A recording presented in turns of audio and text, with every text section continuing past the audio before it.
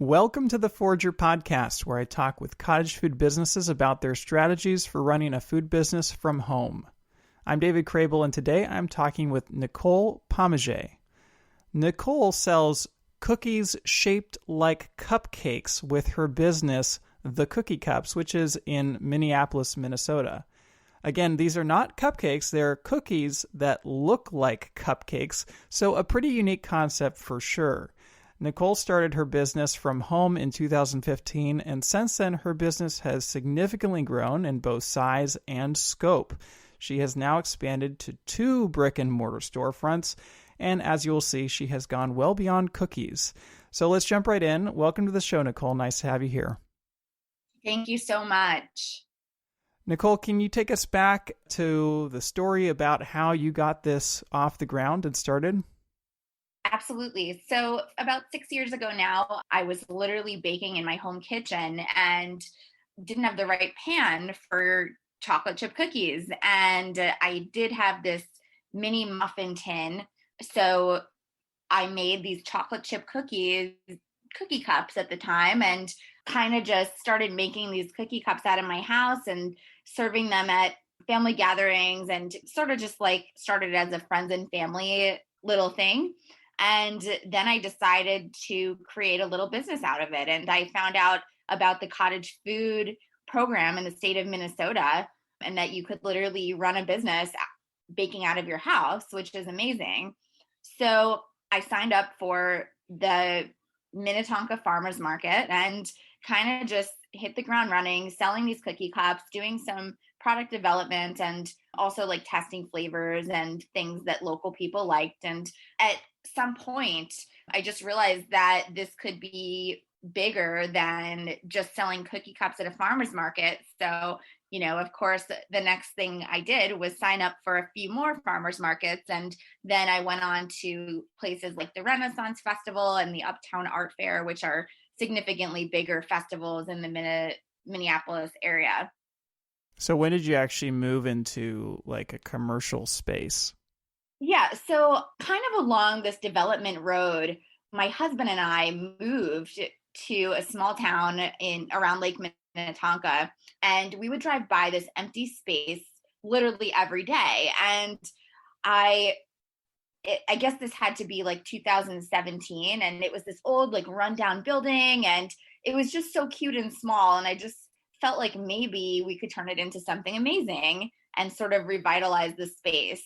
And that was our first location in Navarre, which is right outside of Wayzata. So that was in 2017. Well, it was toward the end of 2017. It was about a 9-month remodel there. I mean, we literally had to gut the whole place. And we opened in April of 2018. So it was only like 2, maybe 3 years after you started your business. That's pretty quick. Yeah, so it was a little bit of a leap of faith, but I learned a lot, and we did really well that first year in Navarre. And I feel like really just kind of brightened up what was sort of a rundown little building. And then as time went on, I'm always kind of driving around, like looking at empty retail spaces and just, daydreaming. And I came across this little location in Chanhassen not too long after. We were doing so well in the first location. I just, I figured if this space was a great opportunity with a new area of people, why not expand? So in October 2019, we ended up opening the doors to our second location in Chanhassen, which was really successful in the beginning. And then, of course, we've had a COVID year here, but we were booking birthday parties and cooking classes, and just everything was amazing. I mean, this location is it's very different from the other location, not looks wise, but just the customer base is different, and every area is going to be a little bit different based on who lives there. But we had found a lot of success in kids' birthday parties and corporate like team building, cooking classes, and just any kind of cooking classes in this location. Yeah, no, I noticed you've expanded into so many different things, catering, classes, parties, and events and everything. We have, yeah. It's really come a long way from my days in my pink farmer's market tent. Yeah, no, I do want to get into the commercial side of things, but I wanted to ask you about the beginning because you mentioned your story, and it's a kind of a cool, fun, unique story about how you started this almost by accident. You mistakenly used these cupcake pans to make your cookies because you didn't have the right pan. And I've heard that story before because it's on your website and you've been on a news spot and a TV show. And I've heard just in reading your stuff, I've seen you share that story multiple times. And at this point, I'd imagine you probably shared that story with newcomers thousands of times over the years. Yeah, sometimes I just like can't believe it myself that this has come far in the past like 5 years. It's just so crazy to think about. And even this year, we've just come so far, just changing our whole direction. So it's been really interesting, but, positive overall, I would say. Well, that story reminded me of like the whole Toll House Ruth Wakefield story about how she mistakenly created chocolate chip cookies, which isn't actually a true story, but it's something a lot of people know about. And I was thinking about the power of story. And I guess the question is, do you feel like you would have been as successful as quickly if you didn't have that story to share to newcomers? Or put another way, how important has that origin story been for your business? I mean, I think that my story just makes me relatable to other people.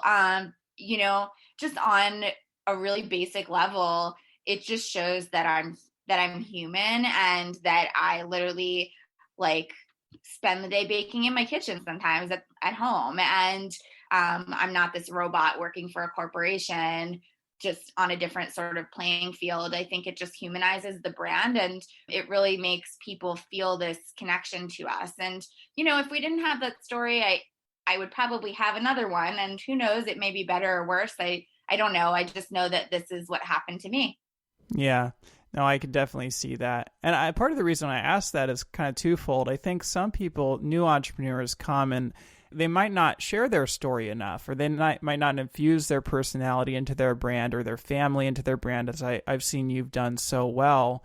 Or the other side of it is they might go, man, I wish I had a story like that. And if I had a story like that, then I would be successful. And they're kind of two sides of the same coin. Do you have any thoughts about one or both of those sides? I mean, it's not like you can make up a story for the start of your business. I mean, you can tweak it in a way that might sound a little more exciting, but your story it's who you are. And I would say to anyone that is starting a business, like rock your story. I mean, use it to your power. And that's what's going to make you successful is like your ability to be honest and really tell your story in a way that's appealing to the people you reach. Or people you didn't even know you were trying to reach. I noticed that I think in one of the pictures of your shop, you even have like a picture of your family up. I do. Was that uncomfortable for you to put a picture of your family, or are you just a very outgoing person? No, I'm pretty outgoing. I mean, I try not to use my family in everything that I do, but my husband has been there by my side throughout this whole journey. So he's very much a part of this. He's been there since the beginning. And my daughter was literally born during the first store renovation. So I was pregnant the entire renovation. And I mean, was literally born into this. So she's very much a part of it as well. So how do you make the time when you're pregnant, you have a young one? I have a 17-month-old and another coming along the way very soon. And I've heard from a lot of new entrepreneurs, like they have young families. How do you have the time for not just a cottage food business, but now a commercial business with multiple locations? How do you do it? So I'm really good at multitasking. And I'm very process oriented, which, it's just about making time and sort of strategizing the process, and I think that where there's a will, there's a way. And if you want to accomplish something like building a bakery, like you can do it. It just has to be really thought out and organized. And a lot of what I did with the first location, the reason it took 9 months is because I really didn't have experience building a space like that. And I was also learning as I went. So like, forget pregnancy. Like, I also had no clue what I was doing when it came to that side of this. I mean, I knew how to bake, but construction is a whole different thing. With the second location, I knew exactly what to do. So it was just like snapping my fingers, and we went from point A to point Z, and we opened the doors. It was so much easier. And, you have to take in everything that you learn and like learn from your mistakes and just build on it. And for me, I'm still learning as I go, especially with this year, with all the changes that we've had to endure. But, you take everything in stride, and it doesn't matter what happened yesterday or today. You still have to just think about what's going to happen tomorrow every single day. And that's how you build a business. For sure. Now, I do want to talk about these cookie cupcakes because it's a pretty unique concept. And can you just describe a little bit about what they are, what size they are, and what kind of flavors you offer?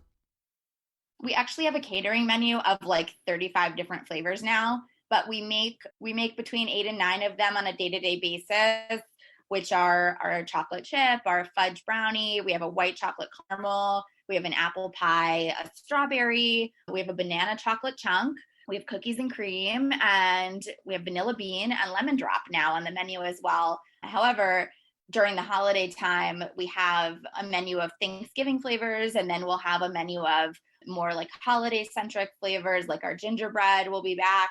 And then we even have a few New Year's Eve flavors planned for this year. But yeah, I mean, anytime if someone wants to place a catering order or just order something special, they can order from any of our flavors on our catering menu. Yeah, I did see that catering menu, and it includes even a lot of savory options like mac and cheese in a cupcake and stew in a cupcake and all sorts of things I've never seen in a cupcake before or cupcake form before. Yeah, exactly. So we have created this whole line of appetizer minis. We don't only make the minis, but the appetizer minis have been super popular. Like, people order a box of like mini taco cups and pizza cups and mac and cheese cups for their Super Bowl party or for anniversaries, birthdays, anything like that. Obviously we're in a different kind of year now and there's not as many parties going on, but those have been really popular and successful for like just all sorts of events. Yeah. So that's where you've gotten to, this amazing array of options. But where did you actually start with your business? How many different options did you have? In the beginning, when I was just doing farmers markets, I had I had like 3 flavors, and then I would test flavors. Like at a farmer's market, I would bring like my chocolate chip, my fudge brownie, and maybe like the strawberry or the apple pie. And then I would have like a test flavor, like the white chocolate caramel, or, maybe like a pumpkin cheesecake if it was during the holidays. So it was just so small compared to what we have now. It's just so crazy. And I was wondering it's still a cookie. It's just in the shape of a cupcake. It's in a little cupcake liner. Like, is that just a marketing strategy, or is there actually a benefit or a difference in having the cookie in a cupcake form? Yeah, it's actually not a marketing strategy. When you bake, so when we make our cookie cups in the cupcake tin, they obviously bake a little bit different than if you're making them on a flat sheet. So when you make cookies at home, you're throwing them on a flat sheet pan typically, and like when they're fresh out of the oven, they're gooey, they're amazing. But once they sit on the counter for a little bit, they really like harden really fast. So with our cookie cups, they tend to just keep this chewy texture.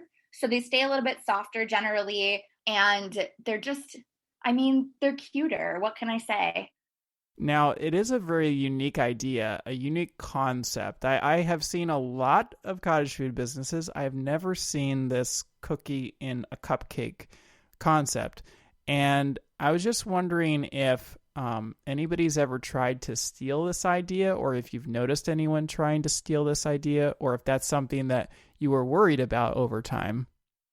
You know, in the beginning when I was doing farmers markets, you're always a little bit not concerned, but you always want to protect your brand.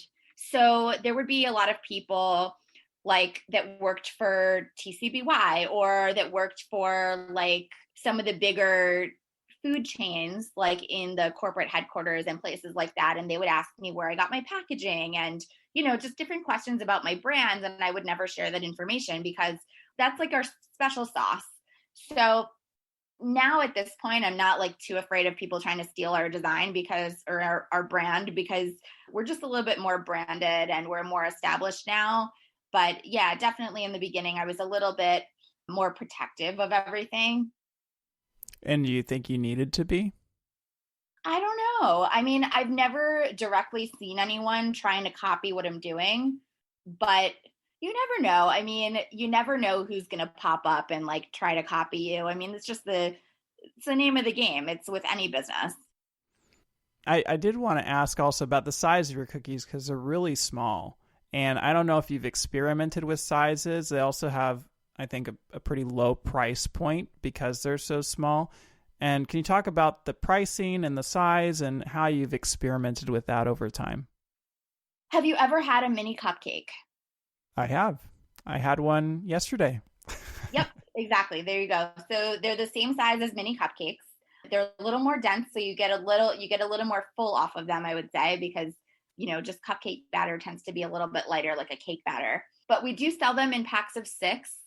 So, people come into the stores and they kind of pick and choose what they want off of our bakery counter and build their little custom 6-pack. There's a reason that they're sold in packs of 6 because one just isn't enough. And did you ever try to do like a normal size cupcake? So we don't make normal size cookie cups. We can, it's just not cost effective. It's more cost effective for us to sell them the way we're selling them. And what is the pricing of the cookie cups? So they come in packs of 6 for $5.99. And when you hit 2 dozen, they go down a little bit. They come down to about 86 cents a cup. So our party packs, we call them, are $21.95 for 2 dozen. Now, there's also the other side of it being unique. It's unique and novel, and maybe people want to copy it. But on the other side of it, it's that it's an unknown item, right? So people aren't even looking for something like this. And has that been a challenge for you to address, especially as you're getting started?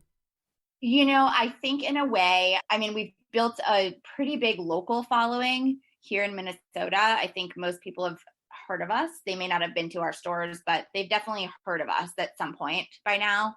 We've done a really great job of kind of working the media circuit and getting the word out about the brand over the past 5 years. The next challenge for us is building more of a national following, which we're working on now. And, it's just, it is really interesting because we've gone back to like branding, because when you're reaching a new audience, you have to keep in mind that they literally have never heard of us. They don't know what we do. They don't know who we are. They didn't see me at a farmer's market 5 years ago. So, I wouldn't call it a challenge necessarily, but we're definitely going back to the drawing board a little bit and just sort of trying to simplify the brand for people that have never heard of us.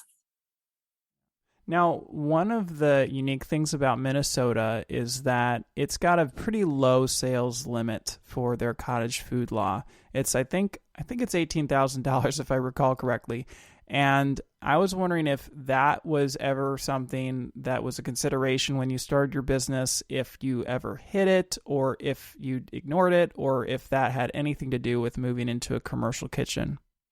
So I don't think I ever hit 18,000 as a cottage food producer. I might have come close to more like the $15,000 mark, but it depends on where you're selling to, because I kind of was hitting both directions here. Like I was a cottage food producer when I was selling at the farmers markets, but I would use a commercial kitchen for places like the Renaissance Festival type of thing. So it was kind of divided. I was doing 2 different things at the same time because I didn't want to like be limited to what I can do.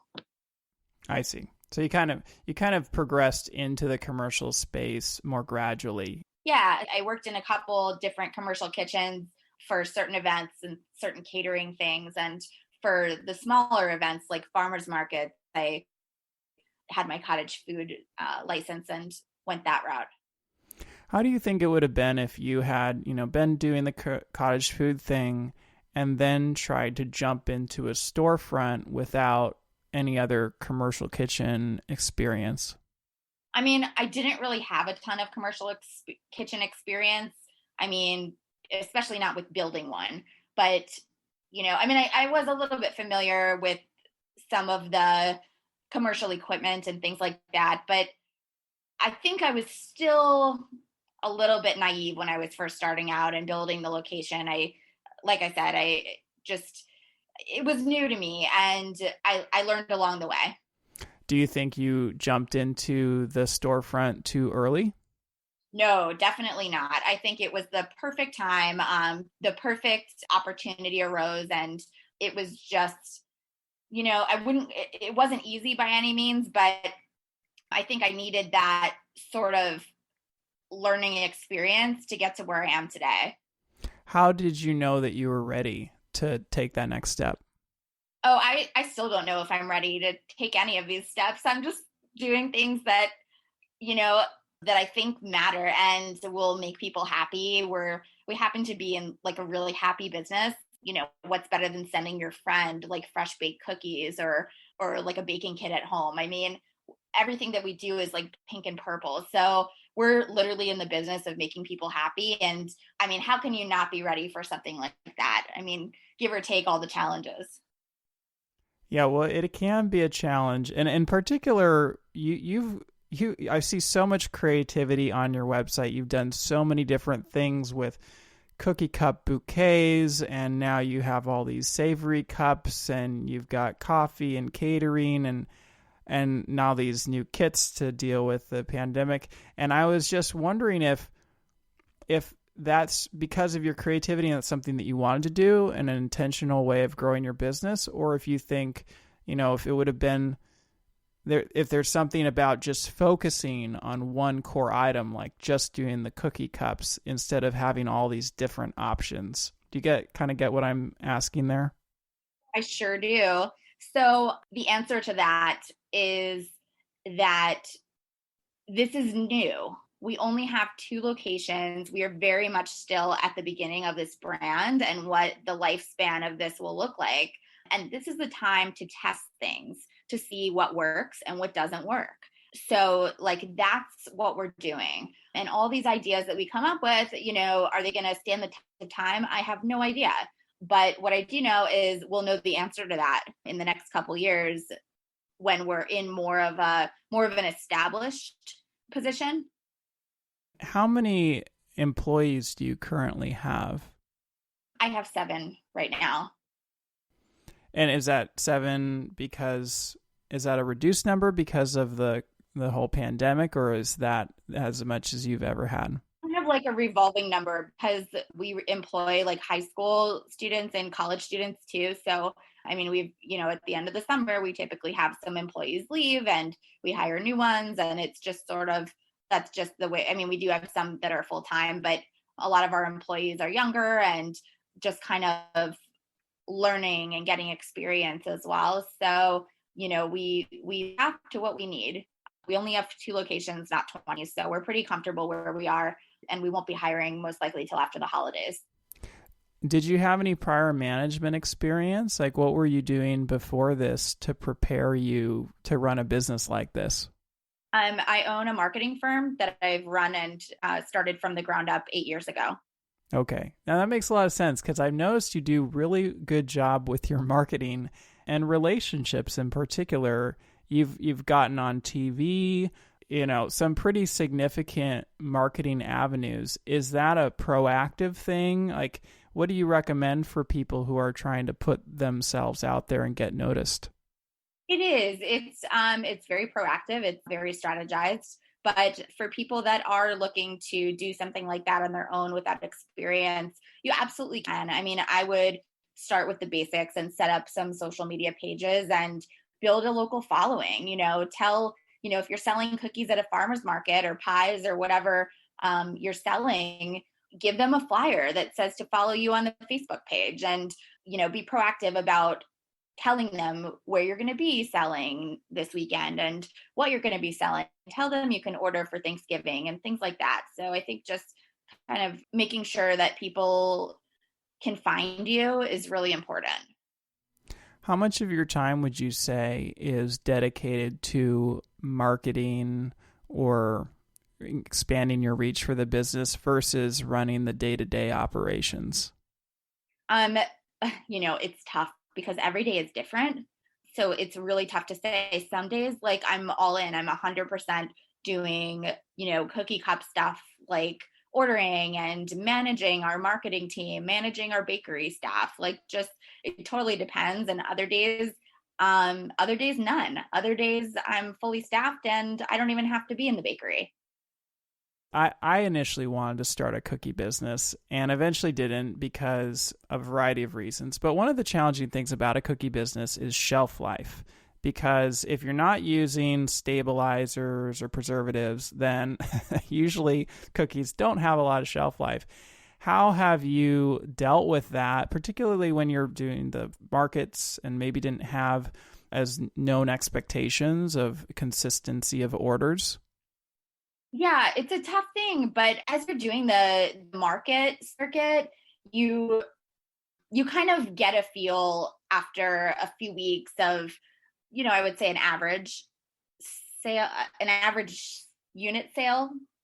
So I generally knew like about what I wanted to make for every market, and I made everything super fresh the same day, unless it was something like the Renaissance Festival that was a little bit more challenging. We needed a lot more inventory because it had to last through the whole weekend, not just, one afternoon. In which case, I mean, we do, our cookie cups are good for, I would say, 2 or 3 days, depending on the flavor. Some kind of hold better than others, but I would bake either 2 days before or the day before. And if I had to rebake, if I sold everything on Saturday, I would just come home and stay up late and bake. And that's it. That's how you do it. Well, you certainly come a very long way. You went from cottage food business to doing, a little bit of commercial stuff to doing a storefront, then another storefront, and then the pandemic hit. And I know a lot of cottage food bakers in particular have done pretty well during this pandemic. Some have seen their bakeries explode, but they don't have overhead, they don't have a commercial kitchen rent to pay, they don't have employees to take care of, and I know it's been hard on you. So can you just share a little bit about what it's been like to deal with this year? It's been crazy. It's just, I think the craziest was back in March when nobody really knew what was going on, and for all we knew, we were all going to get this virus and get really sick, but we didn't really know what it was, what the extent of it was. And we just kind of quickly shut the stores down and just got to work re-strategizing and canceling all of our cooking classes. It was just shy of it wasn't really shy. It was basically a total nightmare. It was like a bad dream, but we quickly got to work. And in early April, we started sort of developing this new product line, the shippable at-home baking kits. And I think we did a really good job of just putting this together in a really professional way. And we just launched them in September and they've been selling. I mean, we sell them on our website, we sell them on Etsy, we sell them on our Amazon store. I mean, we're just trying to sell as many as we can and just see where this takes us, see what the next step will be. Yeah, and I saw those, and they are really marketed very well. They look super impressive. And you have 2 kits. You've got the cookie, unicorn baking kit, and you've got the pizza kit, which isn't even related to cupcakes.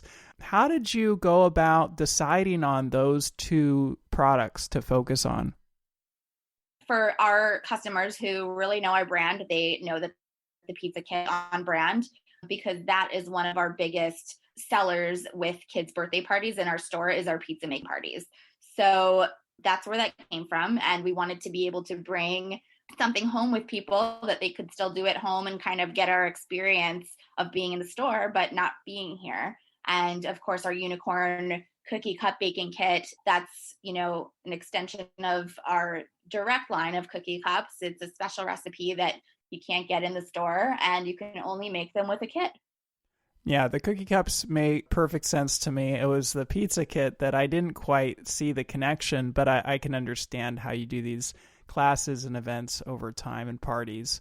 And I did want to ask you about the Amazon side of things, because you've now launched onto Amazon, and Amazon is kind of a beast. So what have you learned about actually putting a food product onto Amazon?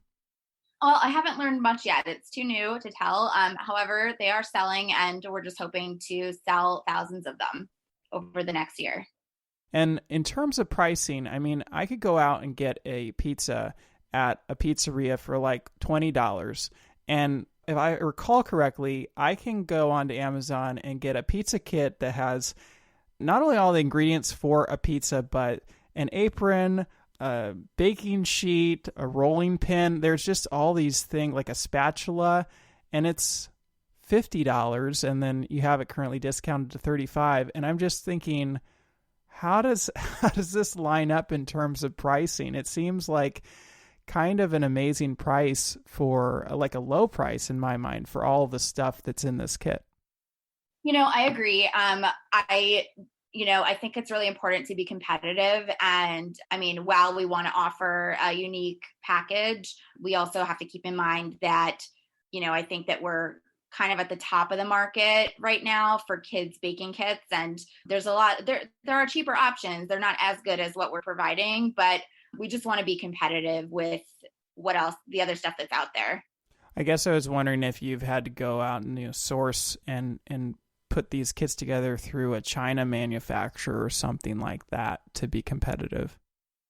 No, we actually, we co-pack everything in-house in our bakery. We're using our Chanhassen location right now to do that. So that's what our employees spend, I would say 50% of their time doing right now. Yeah, I mean, it's remarkable to see how much you have adapted and grown and done over the past 5 years. And I was just thinking about how it all started with this really basic idea of a cookie. Did you ever envision when you made that mistake years ago or created this little cupcake cookie that it would turn into something like this? I didn't know what it was going to turn into. I didn't know if we were going to have like 55 bakeries, or I really never envisioned like the cooking class of it being as popular as it was.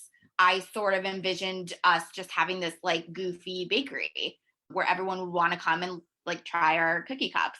But that's really taken on a life of its own. And I'm really proud of what we've accomplished in that respect. When you started the business, did you have this vision for it becoming a storefront? I absolutely did, yes. Mm-hmm. What was it like when that vision was realized, like the first day that your storefront opened? Oh my gosh. So the first day was like the best. It was the best, craziest day ever. We had a line out the door the entire day. I mean, for a second, I was a little nervous. I think we opened at like 7 or 8 a.m. because we used to do breakfast in our locations pre-COVID. We literally had like this moment of like silence right when we opened at like 8 or 7, whatever it was. And then all of a sudden, like the first person came in and then the second person came in. And it just literally, we had people walking in the door the entire day. And it was something I'll just never forget because I worked so hard to build that space. And it was so overwhelming, like just waiting and waiting to be able to open the doors. And then having just such a success off the bat was just really this aha experience, an aha moment. My mom, she actually helped me run the store that first day. That's very cool. And as you got your business going, I know you've expanded into all these different areas. And I was just wondering, do you have, before the pandemic hit, what was the percentage of your business, say, from direct product sales in store to the revenue from classes to doing birthday parties and events? Like, how did that all shake out in terms of what percentage of business those different aspects were taking? And catering would be another one. I would say 50% of our business pre-COVID was walk-in traffic, and the other 50% was divided between cooking classes, birthday parties, and catering. At what point did you were focused on the cookies, right? When did you say, you know what, it would be a really great idea if we just started putting regular dinner food into cupcakes? So how did that transition or that idea come about? So that was something that I came up with before we opened our location, because I wasn't just going to open a bakery with like a cookie. So you have to have options. When we first opened our first location, we had a really small menu. We started with our mac and cheese, our meat and potato cups. We had cornbread, and we had maybe one or two other options for our savories. So the idea was someone could come in and get like a mac and cheese cup and a cookie cup and a glass of milk and, kind of hang out, kind of like, a little bit of a Starbucksy type of place, but more kid friendly. And as you started getting noticed, as I mentioned earlier, you got on TV shows. Actually, the one I saw, I thought it was a national TV show, but it looks like it's a local one. Very well, highly produced. What was it like to go on TV for the first time? Or is that something you already had experience with? Well, I'm not sure which video or TV I was looking at the Jason show. That was not my first time on TV. I've been on TV several times before for my other brands. So I would just say it was exciting going on for this brand, but I had also done several local TV shows before that for the cookie cups, literally making cookie cups on air. So, Jason's show was great. He's the best because he's like so funny, and it's just more of a talk show type of thing than like a news show. That's the only difference, I would say. But I've been on TV for years for several different things. Well, I'm not surprised because you were very comfortable on the Jason show and it looked like you had quite a bit of experience. What would you recommend for somebody who wants to get onto a news spot or something? Are there any strategies you have for making those connections or getting on TV to promote your brand? I would say reach out to your local audience. So, aside from TV, when we first opened our first location, we established some really great relationships with some little local newspapers around town who that's literally their job, is to talk about local businesses and local things happening. So we were able to get some really good news articles written about us in that way. And that kind of drove some other writers and media outlets toward us as well. And anyone can do that. If you're opening a storefront, if you're at a farmer's market doing catering, I would say reach out to your local news people and give them the information, tell them what you're doing and see if there's something that you can do with them. Yeah, good advice. And if you could think back in the past 5 years, are there any stories that jump out to you, memorable moments as you've built this business? Anything specific you're looking for? There are so many moments. I just, sometimes somebody has like a favorite story or a customer that they really impacted or a moment that they'll always remember. I will tell you one thing. Years ago, I did this little Spirit of the Lakes festival in Mound, Minnesota.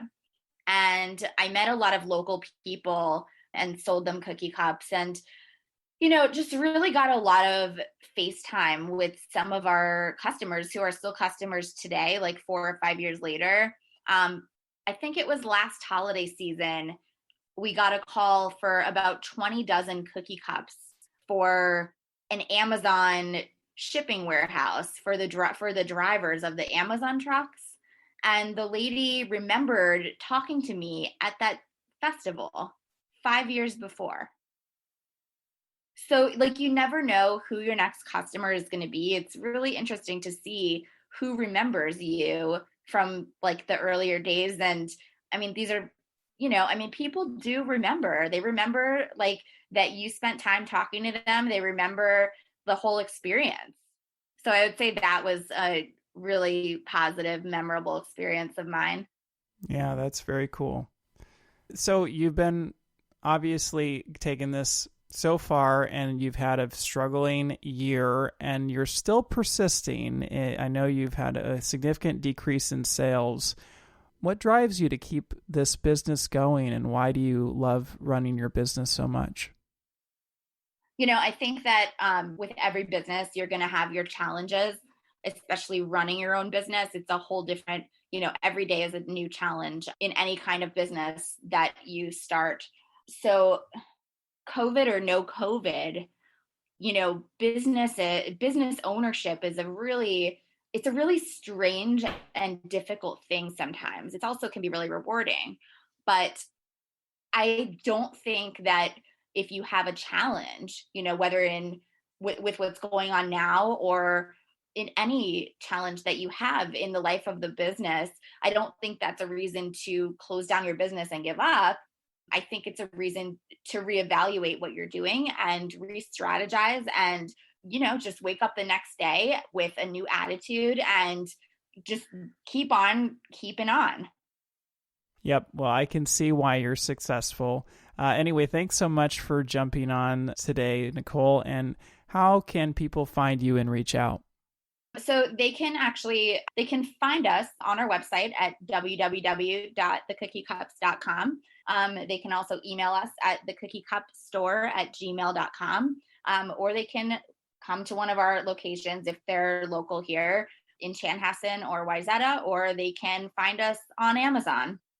Perfect. Well, thanks so much for sharing, and I think people learned a lot from you today. Thanks so much. Thank you so much for having me. That wraps up another episode of the Forger Podcast. Nicole's business has grown and changed a lot over the years, but if there's one thing that ties it all together, it's that she's never afraid to try new things and put herself out there, and I think that adaptability has been key to her success. If you are thinking about starting a cottage food business, head on over to forger.com to check out your state's cottage food law. For more information about this episode, go to forger.com/podcast/22. Thanks for listening, and I'll see you in the next episode.